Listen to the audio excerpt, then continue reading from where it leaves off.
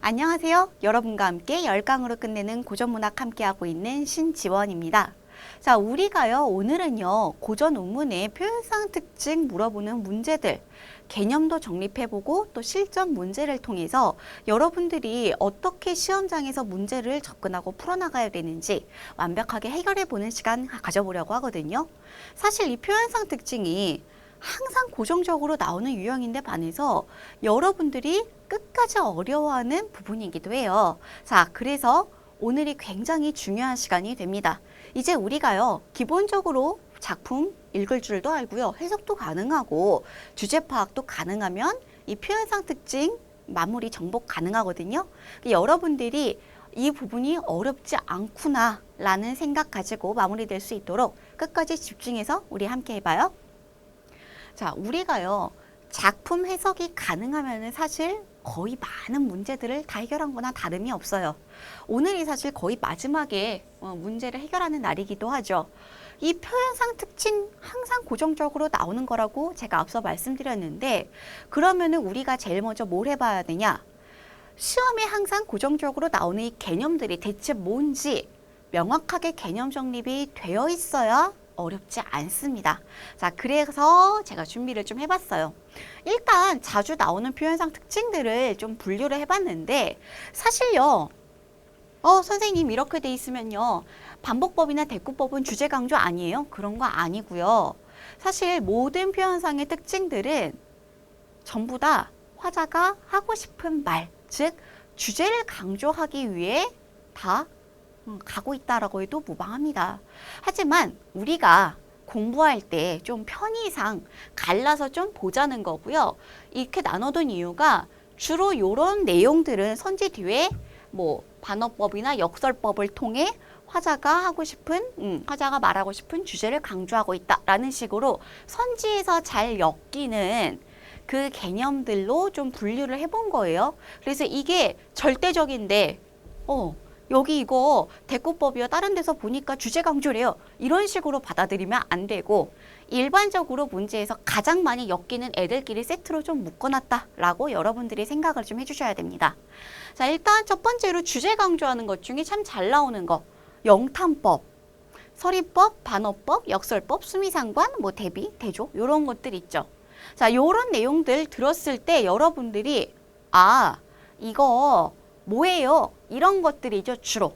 라고 딱 떠올릴 수 있어야 되는데, 지금 그게 안 잡히면은 우리가 뒤에 공부하면서 해결을 좀 해볼게요. 자, 운율감 형성하는 걸로는 크게 반복법, 대꾸법 이런 거 참 잘 물어보고요. 그 다음에 뭐 이성어, 의태어, 시간의 흐름, 시선의 이동, 그 다음에 감각적 이미지는 진짜 잘 나오죠. 자, 요런 내용들, 요런 것들을 내가 어떻게 해결할 것인가. 일단 첫 번째로 이게 뭔지 명확하게 타인에게 설명이 가능할 정도로 개념이 머릿속에 정립되어 있어야 됩니다. 그래야지 작품을 보고 여기 영탄법이 쓰였네요, 안 쓰였네요 라고 찾죠. 여러분들이 아주 잘못된 버릇이 문학작품 밑에 해설 달린 걸 보고 이거는 영탄법. 여기에는 영탄법이 쓰였어요. 그 구조를 외워버려요. 여기는 의인이고요, 여기는 수미상관이고요, 뭐 이런 식으로. 큰일 납니다. 여러분들이 모든 문학작품에 쓰인 표현 방법을요, 다 암기할 수도 없고요. 그리고 여러분들이 설령 암기를 한다 한들 반드시 그 내용을 물어보지 않고요, 다른 표현 방식 물어볼 수도 있죠. 같은 작품에서. 여러 가지가 쓰이잖아요. 여러 가지들 중에 하나 물어봤는데 내가 외운 거 외의 내용이 나오면 여러분들은 어떻게 하실 거예요? 그래서 문학을 외우는 게 아니라고 두차 말씀을 드린 거고요. 여러분들이 좀 쉽게 해결을 하시려면은 제가 앞서 말씀드린 대로 개념이 잘 잡혀 있어야 됩니다. 자, 이 영탄법 정말 잘 나옵니다. 특히 고전 운문에서는요, 영탄법 정말 잘 쓰이는데 여러분들이 이거 어떻게 해결하세요? 뭘 보면 영탄법이라고 생각을 하세요? 입이 잘 안 떨어지죠? 이해합니다. 이게요, 일단은 감정을 강조한다, 감정을 집약해서 표출한다 라고 생각을 해 주셔야 되고요. 이게 감정이 집약되어 있는지 아닌지 도저히 분간이 안 가요 라고 하면은 여기 요 친구들, 감탄사나 혹격 조사나 아니면은 감탄형 종결 어미 같은 애들을 보고 알아보시는 게 빠릅니다.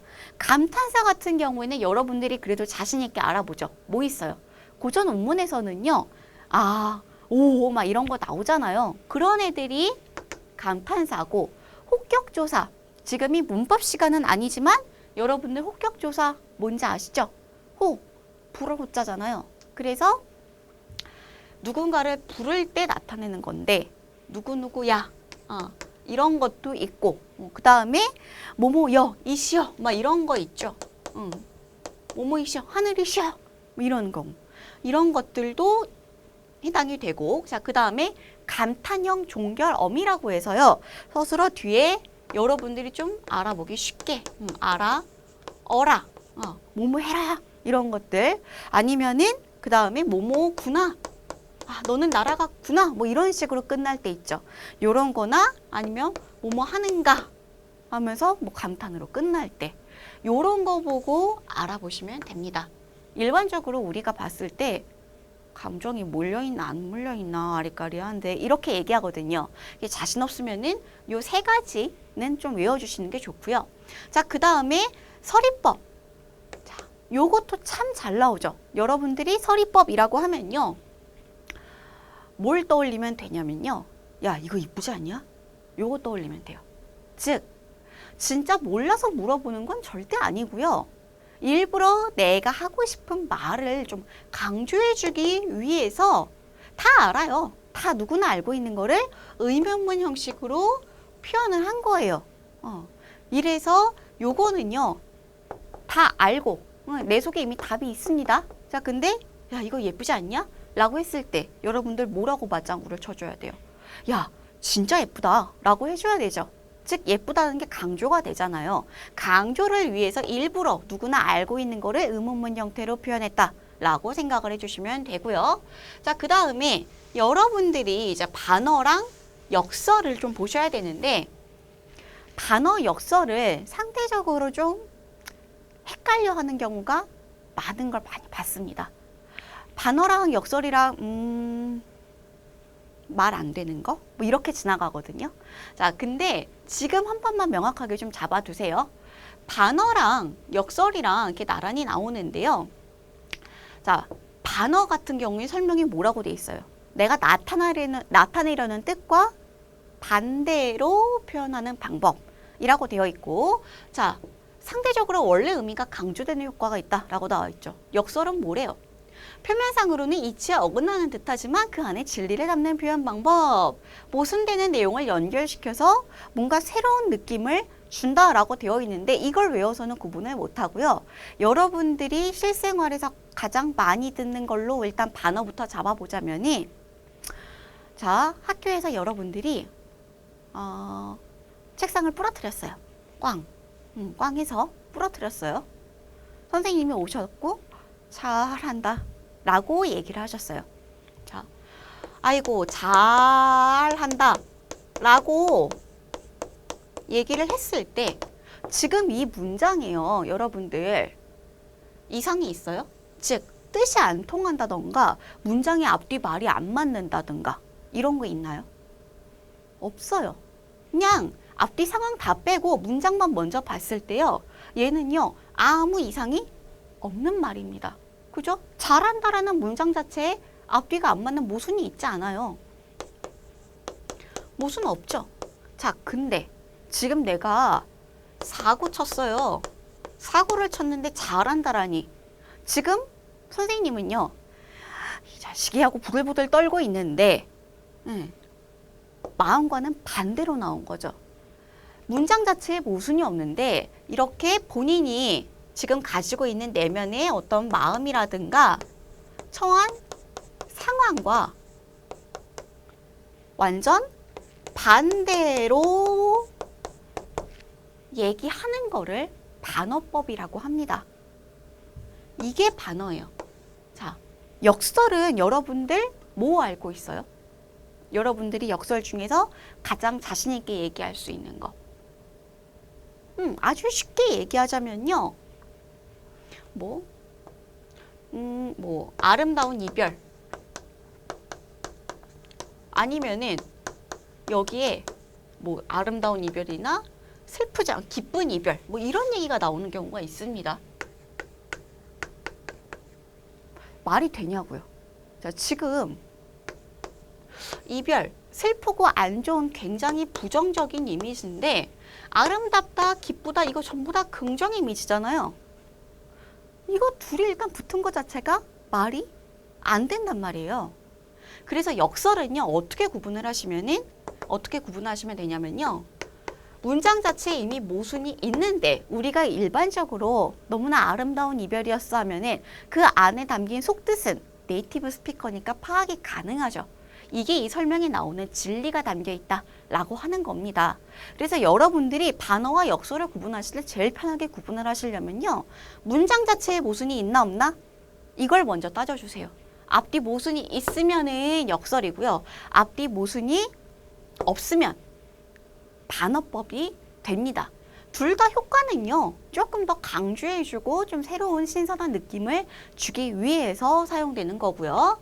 자, 그 다음에 도치법. 우리나라의 일반적인 문장의 어순, 주어, 목적어, 서술어 형태로 가야 되는데 서술어를 이 형태잖아요. 주목, 일반적으로 이 형태인데 얘를요. 앞으로 바꿔요. 아름답다. 너의 모습은. 뭐 이런 식으로 얘기를 하면은 우리가 봤을 때 문장의 앞뒤가 바뀌어 있네? 일반적으로 우리가 쓰는 말의 어순이 아니기 때문에 한 번 더 눈길이 가요. 그래서 이 역시도 주제를 강조하기 위한 방법으로 들어가게 되고 문답법은 설마 이거를 모르시지는 않겠죠. 혹시나 해서 넣어봤습니다. 묻고 답하는 거죠. 시 안에서 뭐 달이 떴느냐? 너무 좋구나. 뭐 이런 식으로 자기가 혼자 자문자다 혼자 할 수도 있고 아니면은 특정 청자를 설정해 놓고 얘기를 할 수도 있고 이거는 자유자재입니다. 화자 마음인데 문답법을 통해서 일부러 질문하고 답변을 하죠. 질문을 하고 답변하는 이 방식을 통해서 또 주제, 하고자 하는 얘기를 단조롭게 얘기하지 않아서 좀 더 강조해주는 효과 있다고 생각을 해주시면 되고요. 자, 그 다음에 수미상관. 여러분들이 오해를 하는 게 일단 수미가 뭔지는 아시죠? 수, 머리수, 미, 꼬리미. 즉 위와 아래가 서로 상자입니다. 서로 관계가 있다란 얘기예요. 자, 동일하다는 얘기 아니죠. 상동 아니죠. 상관이잖아요. 근데 여러분들이 오해를 하는 경우가 뭐냐면요. 선생님, 위아래가요. 비슷하긴 한데요. 똑같지가 않아요. 그러면 얘는 아니겠죠? 라고 하고 틀려와요. 이 위아래가요. 같을 수도 있고요. 유사할 수도 있습니다. 그러니까 여러분들이 이거를 보셨을 때 만약에 선지에서 수미상관 어쩌고 하면 위아래를 보시되 위아래가 뭔가 형태도 좀 비슷하고 이런 형태로 비슷한데 지금 여기에서 보니까 여기에는 하늘 여기에는 바람 뭐 이런 식으로 비슷한 자연물로 배치했네? 유사하죠? 요런 것도 수미상관에 해당한다고요. 헷갈리지 않으셨으면 좋겠습니다. 일치하거나 유사한 것까지 다 해당이에요. 유사한 것까지 해당이고요. 이 효과가요. 굉장히 다양해요. 수미상관과 엮여서 선지가 구성될 때는 수미상관을 통해서 형태상의 안정감을 찾고 있다.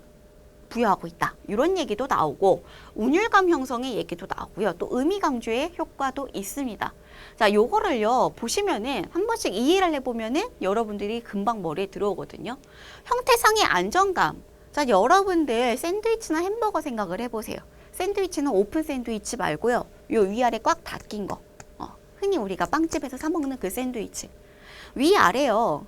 식빵 비슷한 걸로 꽉 눌러주죠. 햄버거도 햄버거 번이 있잖아요. 꽉 눌러줘요. 가운데 있는 내용물이 탈출 못하죠. 그 빵 같은 역할을 해주는 게 얘네 둘이라고요. 자, 그럼 우리가 봤을 때 가운데 내용물이 탈출을 못하잖아요. 상대적으로 굉장히 안정적이란 말이에요. 만약에 여기가 없으면 수하고 쏟아질 거 아니에요. 그래서 위아래가 유사하기 때문에 뭔가 꽉 막아준 느낌이 들기 때문에 형태상의 안정감이 온다라고 얘기를 합니다. 우리가 이거를 막 글자로 안 받아들이고요. 일반 그림으로 보자면은 진짜 유사하게 막혀있네? 라고 생각이 들 수가 있잖아요. 혹은 뭐 이렇게 막혀 있다고 해도 위아래 막혀 있잖아. 안정적으로 받쳐주고 위에서 눌러주고 해서 형태상의 안정감이 든다라고 얘기를 할 수가 있겠고, 또 운율감 형성이라는 게 뭐냐면요. 위아래요. 글자 수도 좀 비슷하고, 그리고 비슷한 시어가 반복이 된다거나 아니면 같은 시어가 반복이 될 때 있죠. 그러면은 반복이 되기 때문에 운율감이 생길 수밖에 없습니다. 그랬어요 하면은 그랬어요가 두 번 반복이 되면서 약간 그 리듬감이 생길 수밖에 없거든요. 여러분들이 흔히 생각하는 노래 가사 생각하시면 돼요. 반복법은 자, 유명한 노래 가사들, 우리가 흔히 유행가들 보면은 그랬어라는 식으로 비슷한 단어들이 매 문장 끝마다 들어가는 경우가 있죠. 이러면은 우리가 외우기도 쉽고 저절로 리듬 타면서 노래 부르고 다니잖아요. 유사하게 시에서도 그런 효과를 준다는 거예요. 그래서 비슷한 내용이 반복되니까 운율감 형성 얘기도 나오는 것이고, 그리고 의미 강조의 효과라는 건요. 이 안에 내용을 좀 보셔야 돼요. 이 내용이요. 주제에 맞닿아 있는 그런 내용일 때가 있습니다. 예를 들어 뭐 고전 시가에서 임금님 사랑해요 이런 얘기들을 하는데, 여기서도 임금에 대한 충절이 가실 줄이 없다. 여기서도 님에 대한 충절이 가실 줄이 없다. 아유, 임금님 엄청 사랑하네 하면서 우리가 그래, 그 얘기 되게 하고 싶었나 보다. 오죽 임금님 사랑해요라는 걸 강조하고 싶었으면 두 번이나 얘기했겠어 라고 받아들일 수가 있겠죠. 해서 역시도 의미 강조 효과까지도 있다라는 거 알아두세요. 이 수미상관은 요렇게 한 세 가지 내용하고 같이 엮여서 선주로 구성이 잘 되니까 요 각각의 내용들 꼭 기억을 해 주시고요. 자, 그 다음에 뭐 대비 효과 많이 나옵니다. 이미지, 색채의 대비. 이미지의 대비도 있고 색채의 대비도 있는데, 자, 이미지의 대비라고 하면요. 여러분들이 흔히 딱 이미지 하면은 뭐 감각적 이미지, 시각적 이미지 이런 걸 떠올리는데, 그냥 그거 말고도요. 시 내에서 얘가 긍정적인 시어냐, 화자 입장에서 부정적인 시어냐 라는 식으로 갈라질 때도 있고요. 아니면은 상승과 하강 이미지 이런 식으로 갈라질 때도 있습니다. 이런 건 좀 어려워하는데, 이거는요. 어떤 시적 대상이 아래에서 위냐 위에서 아래냐 이걸로 구분하시면 돼요. 간단하게요. 예를 들어 폭포가 떨어져요. 그러면 그쵸? 하강이죠. 왜? 폭포가 이렇게 떨어지잖아요. 이렇게 하는 거 보셨어요? 자, 반대로 분수는 이렇게 되죠. 그래서 분수는 상승 효과인 거예요. 자, 예를 들어 내가 공을 가지고 있다가 공을 위로 휙 던졌어요. 저리 가 하면서, 그러면 공이 이렇게 날아가잖아요. 위로 날아가죠. 해서 상승 이미지. 요런 식인데 주로 이 상승과 하강의 이미지는 대비되는 경우가 많아요. 그래서 여러분들이 요런 이미지를 찾아서 시 내용상 대비가 되나 안 되나 찾으실 수 있어야 되고, 색채 이미지도 마찬가지입니다. 일단 우리가 직접적으로 뭐 붉다 뭐 이런 식으로 얘기를 안 해도요. 예를 들어 가을에 이제 낙엽이 깔린 산 뭐 이런 식으로 얘기가 나와도 이 역시도 어느 정도 색채 이미지를 잡아낼 수가 있죠. 예를 들어 봄에 아니면 여름에 산에 갔는데 산에 녹음이 깔렸다라고 나와 있으면은 지금 산이 푸릇푸릇하겠구만. 푸른색의 색채 이미지가 있어 라고 생각을 할 수가 있는데요. 요게 대비가 되냐 안 되냐는 여러분들이 뭘 외워서 해결할 수 있는 게 아니라요. 해석을 해나가면서 내용상 대비가 되냐 안 되냐로 구분을 좀 해주셔야 됩니다. 색채 이미지가요. 그냥 단순히 여기 한 2개 쓰였네. 대비야? 이렇게 하시면 안 되고, 내용상 얘네는 좀 과거, 얘네는 좀 현재 대비가 되네. 이런 식으로 찾아주셔야 돼요. 즉 색채 이미지를 찾는 것까지는 하는데 여러분들이 헷갈리는 게 뭐 대비되고 있다, 대조되고 있다 하면 다 이래요. 다 해석의 문제거든요. 그러니까 해석을 해보시면서 시 내용상 지금 이 색채 이미지들은 같은 걸 표현하는구나, 다른 걸 표현하는구나. 이렇게 구분을 해주셔야 됩니다. 헷갈리시면 안 돼요. 자, 그래가지고 여러분들이 이렇게 주제 강조하는 방법들 봤고, 자, 그 다음에 운율감 형성하는 방법으로 우리가 반복법부터 먼저 좀 볼게요. 반복법, 아까 잠깐 말씀을 좀 드렸는데 일반적으로 말하는 이 반복법은요. 자, 요런 내용과 같이 많이 엮여요. 자, 반복이라고 한다면은 이렇게 1년, 2년, 3년 이렇게 있을 때요. 우리가 봤을 때 뭐 요런 장치마다 매번 비슷한 시어들 반복을 시켜줄 수도 있고, 아니라고 한다면은 뭐 특정 앞이 다 이렇게 비슷하게 반복될 때도 있고, 아니면요 한 줄이 계속 비슷하게 반복이 될 때도 있고, 형태상 굉장히 다양하게 나타나죠. 아니면 비슷한 문장 구조가 한 연 안에서도 반복될 때도 있어요. 자, 근데 이렇게 반복됐을 때 효과를 억지로 외우면요 기억이 오래 못 간다고요. 아까 전에 제가 잠깐 노래 가사 이런 거 말씀드렸었는데, 요새 인기 좋은 아이돌 그룹들의 노래 가사를 보시면요, 중간중간에 그 흔히 말하는 훅이라고 하죠. 그 부분 계속 반복되죠. 우리가 다른 거는 다 몰라도 앞뒤에 가사까지는 다 몰라도 정말 유명한 유행가는 이렇게 걸어가다가 어쩌고 저쩌고 그래 TT라는 그 말이 나왔었는데 엄청 많이 반복돼요. 자, 노래 가사가 그렇게 생긴 것이나 시어에서 이렇게 반복을 해주는 거나 마찬가지입니다. 그렇게 반복을 해주면요 일정한 위치에서 사람이 자연스럽게 기억을 하게 되고, 말을 할 때 특정 위치에 똑같은 글자, 똑같은 수의 글자를 얘기하게 되면요 리듬감이 생길 수밖에 없어요. 여러분들이 유행가, 이게 시가 진짜 노래로 불려지지 않다 보니까 리듬감? 그러면 다 의아하게 생각하는데 유행가 생각하시면 돼요. 유행가 자리에서 반복되는 거.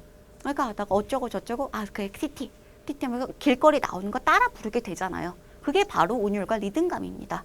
자, 그리고 또 여기에서 주로 이게 반복되는 말들은요 화자가 정말 하고 싶은 얘기일 때가 많아요. 그럴 수밖에 없는 게, 자, 여러분들 깨운다고 생각을 해보세요. 아침에 어머니들이 땡땡아 일어나라. 안 일어나죠? 일어나. 안 일어나면은 한 번 더 말씀하세요. 일어나라고. 자, 일어나라고. 어머니가 정말 전달하고 싶었던 내용은 일어나라. 강조를 하고 이거를 반드시 전달해야 되니까 계속해서 반복하신 거잖아요.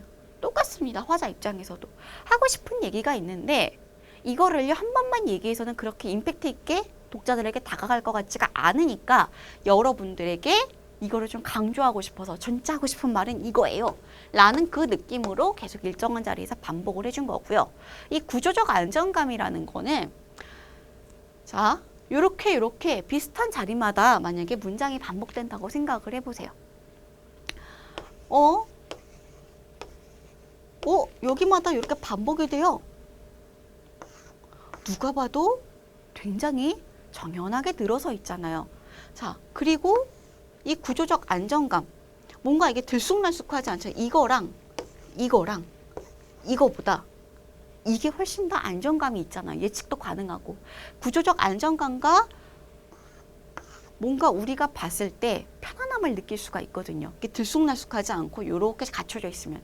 그리고 더불어서 이렇게 비슷한 자리에 자꾸 같은 문장이나 단어가 반복이 되면요, 내용상 아니면은 구조상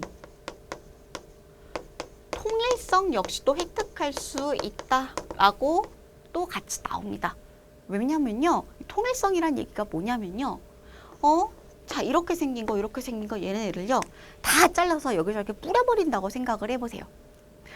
그러면 얘네가 여기저기 다 뿌려져 있어도요 적어도 얘네끼리는 요거 계속 반복이 되기 때문에 꺼내올 수 있겠죠. 다른 건 몰라도 얘네끼리는 같은 작품 같아요 라면서 비슷한 내용이 계속 반복되고 있었으니까 매 연마다. 이게 바로 통일성입니다. 통일성 혹은 통일감 이런 얘기로 나오는데, 이 반복법과 함께 같이 표현상 특징 선지로 묶이는 경우에는 이런 효과까지 얘기한다는 거 꼭 알아두시고, 그다음에 대꾸법은 마찬가지로 여러분들이 잘 알고 계시는데 유사한 구조를 짝지어서 표현한 거죠. 그래서 A는 B예요 라고 했으면은 밑에서는 C는 B죠 라고 하는데 뭐 여기가 자연물이고 여기는 감상처럼 유사한 레벨의 그 내용을 대응시켜 준 거. 그래서 뭐 단어만 대응될 때도 있고 아예 문장 자체가 대응이 될 때도 있고 이렇게 구분을 해주시면 되겠습니다. 자, 그리고 연쇄법은요. 여러분들이 쉽게 떠올리시려면요. 그 원숭이 엉덩이는 빨개라는 그 동요 떠올리시면 돼요. 제가 지독한 음치라서 차마 노래는 못 부르겠는데 제가 노래를 부르면 아마 다 꺼버릴 거예요. 여러분들의 공부를 위해서 차마 노래는 못 부르고. 자, 연쇄법이라고 하는 건요. 이렇게 A로 끝나요. 자, 그러면은 A는 B예요. 그리고 다시 B는 C고요. C는 D예요. 라고 하면서 이 끝에 나오는 요 내용들이 계속 꼬리에 꼬리를 물고 내용이 이어지죠. 그래서 원숭이 엉덩이는 빨개. 빨가면 사과야. 사과는 맛있어. 맛있으면 바나나. 이렇게 이어지잖아요. 그 동요 떠올리시면서 요거 이해하시면 됩니다. 이게 바로 연쇄법. 이 역시도요. 이렇게 좀 비슷한 유사한 단어들이 연쇄적으로 이어질 때가 많다 보니까 리듬감, 운율 요런 거 강조해 줄 때가 많습니다. 자, 그리고 이제 시적 상황을 설명을 할 때 흔히 요런 거 잘 나오거든요. 여러분들이 의성어, 의태어 이렇게 물어볼 때도 있고요. 음성 상징어라고 선지해서 얘기할 때도 있어요. 요거를 좀 헷갈려 합니다. 일단은 여러분들이 꼭 기억을 해주셔야 되는 게 선지에서 음성 상징어를 활용하여 어쩌고 저쩌고 이렇게 설명이 나오면은 아, 의성어 의태어야 라고 먼저 떠올리셔야 돼요. 요거를 의성어 의태어는 찾는데 음성 상징어라고 하면 이렇게 되는 경우가 있어요. 자, 음성 상징어 안에 의성어 의태어가 있는 거고요. 의성어는 소리 표현하는 거죠. 우리는 꽥꽥 할 때 그 꽥꽥 같은 거. 자, 그 다음에 의태어는 어떤 사람이나 사물의 모양이나 태도를 표현한다 라고 해서 우리가 흔히 어떤 모양을 묘사하는 그런 말들. 예를 들어 어떤 거요? 뒤뚱뒤뚱. 이렇게 뒤뚱뒤뚱 이렇게 걸어가는 거. 이런 거는 소리 아니잖아요. 걷는 모양 뒤뚱뒤뚱이라고 표현해 준 거죠. 자, 그래서 이 소리랑 모양, 태도 이렇게 표현하는 요 의성어, 의태어가 음성 상징어다라는 거 꼭 기억을 해주세요. 여러분들이 의성어, 의태어는 쉽게 구분을 하는데 이 음성 상징어라고 물어보면 다 또 약간 멀뚱멀뚱해져요. 그러니까 꼭 기억을 해주시고요. 자, 그 다음에 시간의 흐름 같은 것도 참 잘 물어봅니다. 시에서 시간의 흐름이 나타났다라고 한다면요. 순행적, 즉 아침에 일어나서 점심 먹고 저녁 먹고 밤에 잤어요. 요렇게 쭉 흘러가는 것도 되고요. 역으로 밤에 일어나 생각해 보니까 내가 아침에 일어나서 왜 이렇게 잠이 안 오지? 밤에 생각했어요. 아침에 일어나서 밥도 못 먹고 점심까지 일한 다음에 저녁 때 내가 어디서 갔다 왔잖아. 너무 피곤해서 잠이 안 오나 봐. 역순행적이죠. 요런 거 다 해당입니다. 시간의 흐름. 여러분들이 시간의 흐름은 순행적이에요 라고만 생각을 할까봐 일단 이거부터 말씀을 드렸고, 이 시간의 흐름을 시에서 찾아내려면요. 이게 그냥 대놓고 아침, 아침, 점심 이렇게 얘기해주면 참 편해요. 참 편하죠. 근데 이거를 시에서 대놓고 아침이 밝았다라고 하는 경우보다 비유적으로 표현하는 경우가 훨씬 많아요. 예를 들어 아침은요. 해가 떠오른다라거나 아니면 닭이 운다. 닭이 꼬꼬댁하고 울고 이제 새벽녘에 다 같이 일어나서 농사를 지으러 나가죠. 이런 식으로 봐도 여러분들이 아침이라고 생각할 수 있어야 되고요. 대놓고 아침, 점심, 저녁이라고 안 그래도 이렇게 비유적인 표현을 통해 지금 시간대가 아침인가 봐 라고 추정이 가능하면 시간의 흐름을 여러분들이 잡아낼 수 있어야 됩니다. 시간적 배경이 나와 있구나 라고 생각을 하셔야 돼요. 자, 그러면 점심은 뭐가 있겠어요? 뭐 점심밥 먹는다라는 그 얘기도 있겠고, 해가 중천에 떠올랐다 요 얘기도 있겠고요. 그리고 저녁 같은 거는 다 같이 뭐 일을 마치고 돌아오고 있다거나 아니면은 노을이 지고 있다거나, 그쵸? 요런 거 가지고 아, 지금 시간대가 저녁이구나 라고 추정 가능하시죠? 요런 식으로 생각을 해볼 수가 있어야 되고요. 마찬가지로 계절의 변화 역시도 요런 식으로 추정해서 찾아내실 수가 있어야 돼요. 하루 중에 시간이 옮겨가든 계절의 변화도 어쨌든 시간이 흘러가는 건데, 자, 계절의 변화는 어떤 거 있겠어요? 봄이라고 하면요, 싹이 움트고 그리고 따뜻한 바람이 불어온다던가 꽃이 피어나기 시작한다던가 요런 게 해당이 되겠고요. 여름은요, 보통 녹음 뭐 이런 식으로 참 많이 나옵니다. 왜냐면 여름은요, 잎사귀가 막 파릇파릇하잖아요. 그래서 녹음 뭐 이런, 아니면 태양 이런 식으로 태양이 굉장히 쨍쨍하게 내리쬐고 있는 뭐 이런 식으로 잘 묘사가 되고요. 가을 같은 경우에는 가을 같은 경우에는 가장 쉬운 게 추수하는 거. 추수하는 걸 보면 가을이야 라고 얘기할 수 있죠. 추수를 한다거나 뭐 열매를 다 수확을 해가지고 뭘 했다던가, 아니면은 명절 절기가 나오는 경우도 있어요. 추석 그런 얘기 나오면 우리가 가을이라고 추정할 수도 있겠고, 겨울이면 좀 간단하죠. 눈이 내렸다 이런 거 아주 간단하고, 그 다음에 뭐 세상이 하얗게 물들었구나 라는 것도 눈 내린 모양을 보고 얘기한 거니까 역시 겨울이라고 얘기할 수 있겠고, 자, 이 시간의 흐름은 비유적으로 표현이 나와도 여러분들이 추정을 할 수 있어야 되고, 하루 중에 시간이 이렇게 흘러가든 계절의 변화, 어쨌든 흘러가는 거기 때문에 최소한 봄에서 여름, 뭐 여름에서 가을식으로 흘러간 흐름이 보여야 됩니다.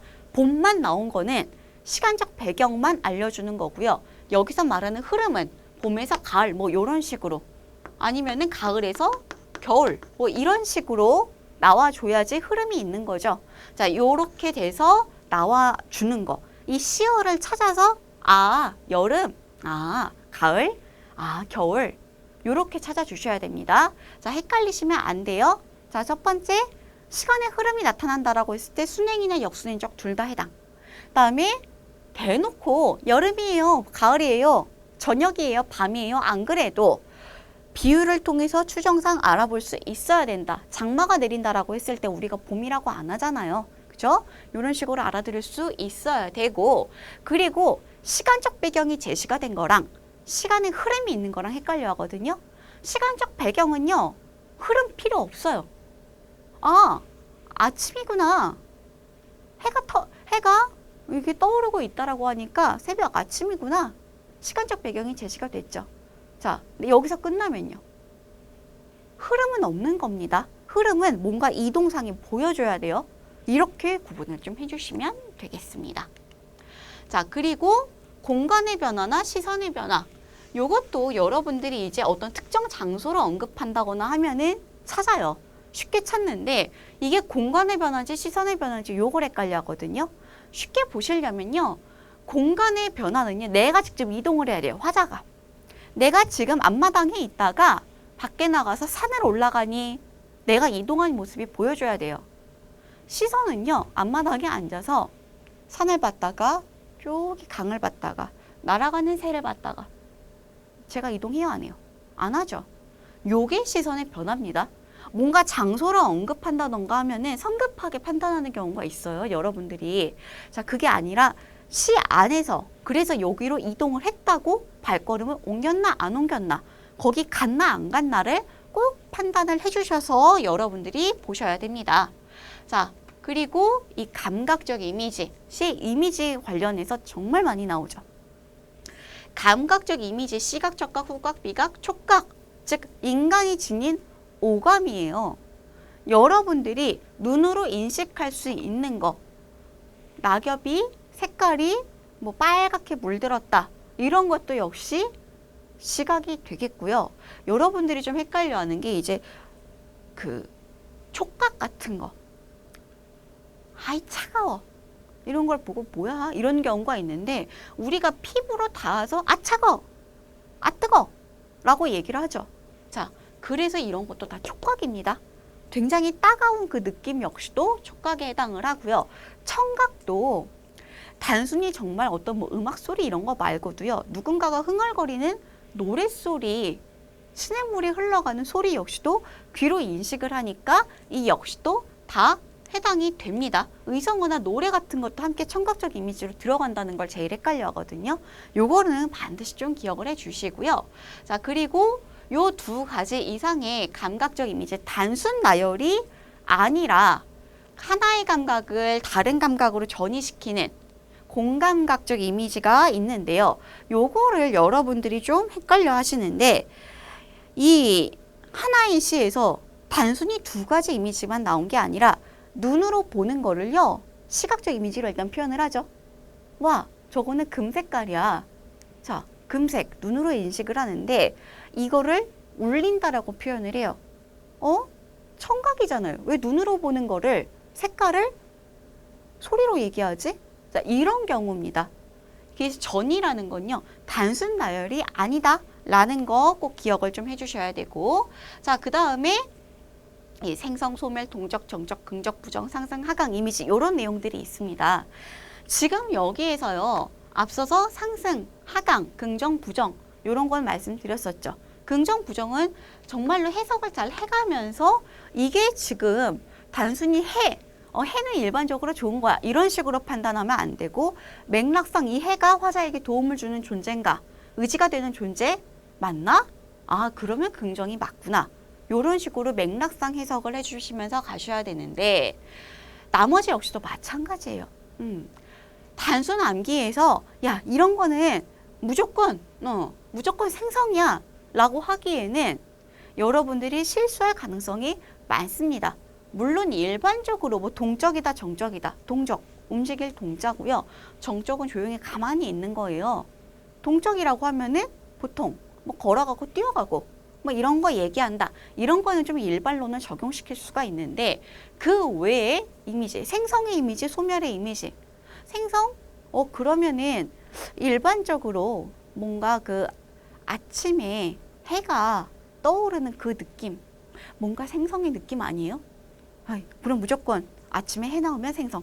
이런 식으로 생각하는 경우가 있는데, 그거 아니고요. 여러분들이 시 해석을 해 나가면서 맥락상 이게 어떻게 해석이 되는지, 일단 여러분들이 제일 잘 하셔야 되는 게 이 긍정적 시어와 부정적 시어입니다. 사실 이것만 갈라줘도 여러분들 큰 문제 없고요. 그 외에 뭐 상승이나 하강, 동적 이미지 정도 확인하실 수 있으면 돼요. 상승, 하강은 그야말로 시적 대상이 올라가냐 내려가냐 위치 파악만 잘 하시면 되고요.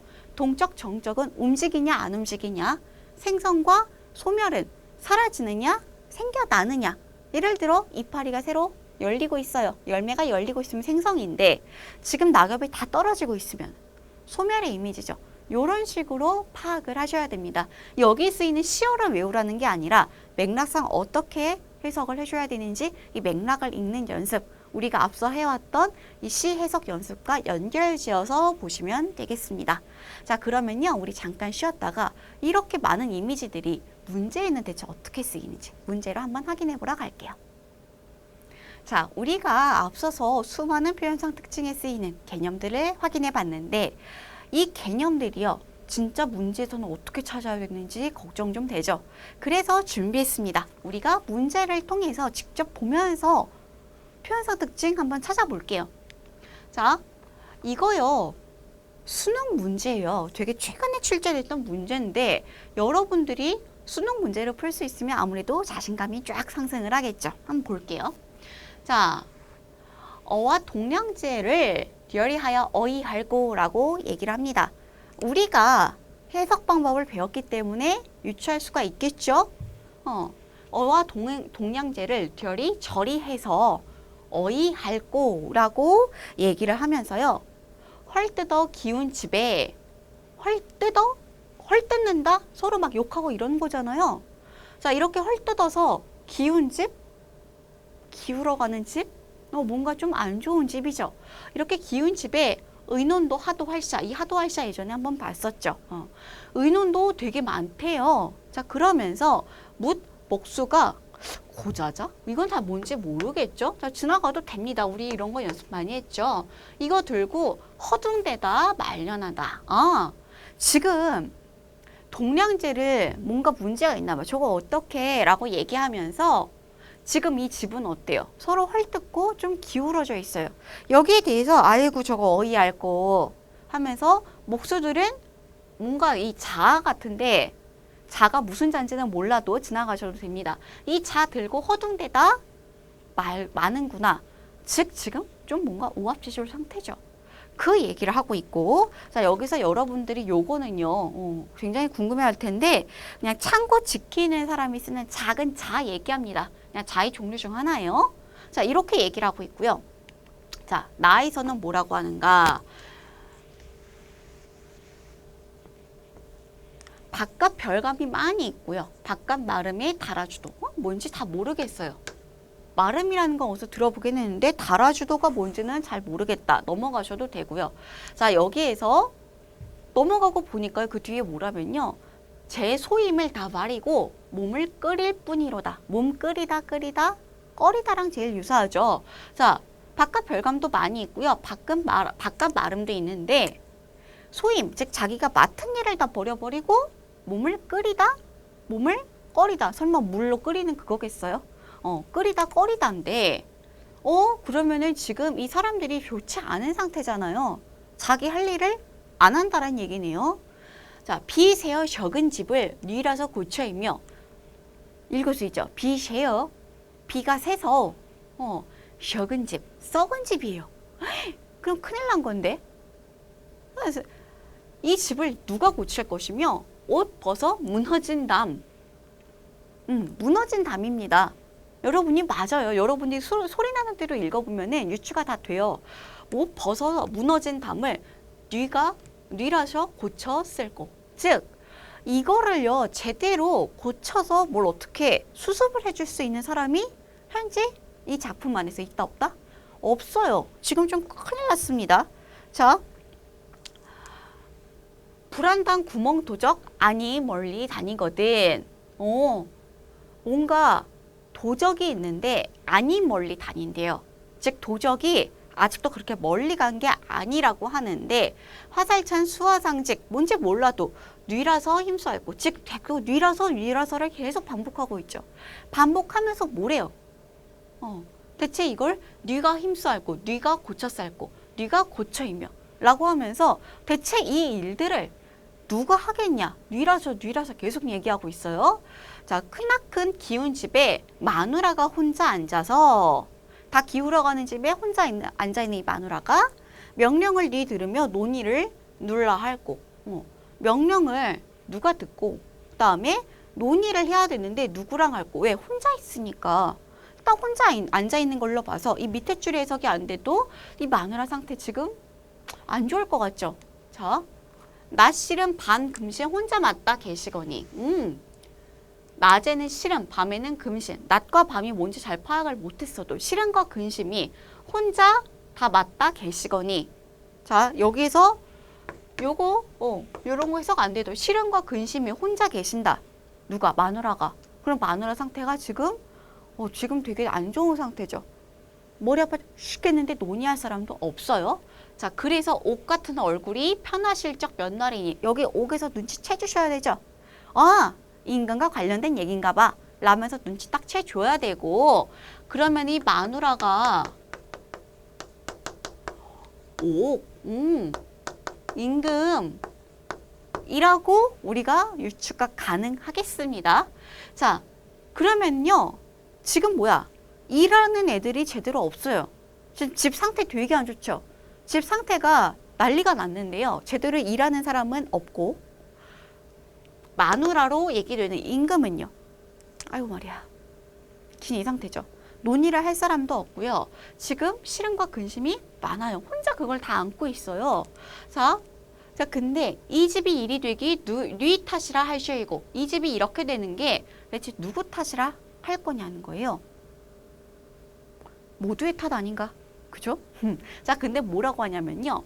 햄 없는 종. 이 해다 생각이라고 여러분들이 해석 가능하죠. 자, 햄 없는 종. 즉, 생각 없는 종의 일은 묻도 아니하려니와 묻지도 아니하려니와 도리어 해야 하니. 자, 도리어 생각을 해보니까 마누라 탓이로다. 임금 탓을 대요. 웬일이야. 그죠? 지금 이 집이 이 모양 이 꼴인 게요. 딱 이 뉘앙스잖아요. 알아. 그래, 신하들도 잘못했지. 근데 임금도 잘한 거 없어. 이 얘기예요. 자, 내 주인 외다. 외다는 그르다거든요. 외다 하기 종이 죄 많건만은 저 이거 모른다고 해도 뭐 내 주인 어쩌고 하기 종이 죄가 많다. 즉 인정은 해요. 종들의 죄가 많은데 그렇다고 세상 보려 민망하야 사례나이다. 내가 세상 보기가 민망해서 사례다, 아래다 라는 얘기예요. 자, 내가 참 종이 죄 있는 거 알아요. 아는데 내가 민망해서 얘기 좀 할게요. 라고 하면서 얘기합니다. 뭐라고 얘기하느냐. 새끼꼬기 마르시고 내 말씀 들으셔서. 이렇게 주인이 이렇게 마누라가 이렇게 새끼 꼬고 있는, 그러니까 별로 그렇게 크게 중요하지 않은 일, 요거 하지 말고 내 말씀 들으셔서. 내 말 좀 들어줘요. 뭐라고 하냐. 집일을 고치거든 종들을 휘우시고, 종들을 휘우거든 상벌을 밝히시고, 상벌을 어라? 여기가 바로 연세법 아니에요? 그죠? A, B, B, C, C, D 이렇게 이어지잖아요. 자, 징계를 고치거든요. 종들을 휘오래요. 휘는 게 뭔지 몰라도 종들을 설마 허리를 꺾는다? 자, 지나가 보세요. 종들을 이렇게 하면요. 상벌을 밝혀라. 상벌을 밝힌다라는 거 알죠? 상을 줄 사람에는 상을 주고 벌 줄 사람한테는 벌을 주래요. 그러면 내용이 대강 뚫리죠. 집일을 이렇게 잘 고치거든. 종들을 어떻게 하는데 종들을 이렇게 해보면은 그 다음에 상벌을 밝혀라. 상벌을 밝히거든 어른 종을 믿으셔서. 즉 이 내용이 연세법으로 이어진 이 내용을 임금님 이렇게 좀 하라고요. 종도 이렇게 좀 하고 그 다음에 상벌도 잘 갈라주고 그 다음에 어른 종으로 얘기가 나오는 좀 나이 많은 그런 신하들의 말도 좀 믿어주세요 라고 얘기하는 겁니다. 이 휘어다는요 여러분들이 이렇게 생각하시면 돼요. 잘 휘어잡아라 이렇게. 자, 근데 그거 몰라도 큰 상관 없었죠. 진실로 일하시면 가도 집의 길이니까 어떤 집의 뭐 가풍이라든가 이런 거죠. 요런 게 절로 일리이다. 절로 일리이다 라고 얘기를 해줘야 되죠. 즉 절로 잘 이루어지리이다 라고 해석을 해줘야 돼요. 요런 얘기입니다. 자, 내용 파악에 큰 문제 없었고 문제를 한번 볼게요. 가 나의 표현 방식에 대한 설명으로 우리가 지금 뭘 골라야 되냐면요. 가장 적절한 거 골라줘야 됩니다. 자, 가와 달리 나에서는 연세와 반복을 통해 리듬감이 나타나고 있다. 자, 우리 연세법 얘기했죠. 반복 얘기했죠. 이 나에서 어디 있었어요? 뉘라서 고쳐 같은 말 되게 많이 나오죠. 자, 그 다음에 연세법 어디 있었어요? 종들을 휘우시고, 종들을 휘우면 상벌을 밝히시고, 상벌을 밝히면 아이고 숨 차라 하면서 발견했었잖아. A, B, B, C 이렇게 이어지잖아. 이게 바로 연세법입니다. 자, 근데 가와 달리니까 만약에 가에 연세나 반복 나와 있으면 이거 안 되는 거죠. 가에서 봤는데 이런 식으로 연세나 반복 나와 있는 건 여러분 찾을 수 있어요? 없지 않아요? 여기에서는 그런 얘기 안 해요. 답이요. 세상에는 1번입니다. 간단하죠? 자, 나머지는 좀 그럼 편안하게 볼게요. 나와 달리 가에서는 서리적인 표현을 통해 안타까움의 정서가 강조되고 있다라고 하는데 지금 가에서요. 서리적인 표현을 통해서 안타까움의 정서가 강조되고 있다. 자, 지금 나와 달리 가에 지금 서리적인 표현이 쓰였나 안 쓰였나 우리가 다시 한번 좀 가봐야겠죠. 자, 가에서 어이할꼬라고 하면서 얘기를 해요.